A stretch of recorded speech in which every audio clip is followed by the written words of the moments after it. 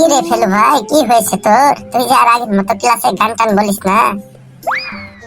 না রে ভাই, তেমন কিছু হয় নাই। ক্লাসে গান বললে স্যার এসে বকাবকি করে তো, আর ভাল লাগে না। স্যারের বকাবকি ঘ্যান ঘ্যান শুনতে আর ভাল লাগে না। এই চুপ থাকাই ভালো। না রে ফেলু ভাই, আর স্যার বকবে না। তুই একটা গান বল আজকে আমাদের, শোনা। ঠিক আছে, তোরা যখন বলছিস শোনাই। দেখিস স্যার আসলে আমাকে আগে থেকে বলিস। আরে হ্যাঁ হ্যাঁ, সমস্যা নাই, শুরু কর। কি গান শোনাবো গো বন্ধু, পড়াশোনা পারি না, স্কুলও সারি না, কত বছর ধরে আছি এই স্কুলে, আমি ভুলে গেছি, আমি ভুলে গেছি। কি গান শোনাবো গো বন্ধু। ফেলু ভাই থামো, স্যার আইতাছে, গান বন্ধ করো। কিরে, ক্লাসে গান গাইতেছিল কিরা? আমি আস্তে আস্তে শুনলাম। কই না তো স্যার, কেউ গান টান তো গাইতেছিল না, আমরা তো চুপচাপ বসেই ছিলাম। তাহলে যে আমি আস্তে আস্তে শুনলাম সেটা কি ভুল ছিল? স্যার হতেও পারে, আপনার তো বয়স কম আসছে না, বয়স হয়ে গেলে মানুষ একটু উল্টাপাল্টা শোনে। এই চুপ থাক, বেশি পাকনামো করিস না।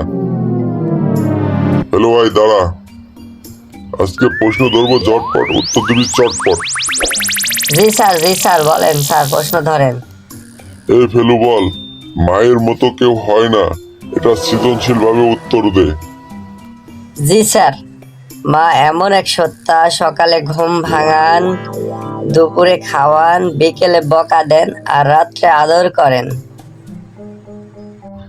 বাহ বাহ, খুব ভালো। স্যার আমারটা শুনবেন? ঠিক আছে ফেলানি, তুইও বল দেখি কেমন তোরটা শুনি।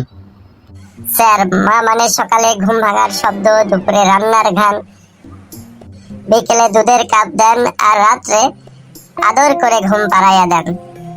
বাহ বাহ, তোরা তো খুব সুন্দর উত্তর দিচ্ছিস। স্যার স্যার, শিক্ষা অফিসার আসছে। এই তোরা সব শান্ত হবে ভাই।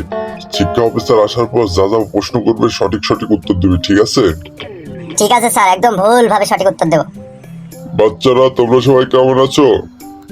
আমরা সবাই ভালো আছি স্যার। ওকে, গুড গুড। আচ্ছা বলো তো দেখি, 2 আর 2 কত হয়, কে বলতে পারবে? স্যার স্যার আমি বলতে পারবো। বলো তো 2 আর 2 কত হয়? স্যার 2 আর 2 4 হয়, কখনো কখনো 5ও হয়। এটা আবার কি ধরনের উত্তর দিলে তুমি? 2 আর 2 4 হয়, এটা ঠিক আছে। 2 আর 2 5 আবার কিভাবে হয়? স্যার ওই যে বুঝলেন না, যদি আমরা যোগে ভুল করি তাহলে 2 আর 2 5ও হতে পারে। বাহ, ভেরি গুড স্টুডেন্ট। আচ্ছা বলো তো দেখি, তোমাদের স্যারের মাথায় চুল নাই কেন?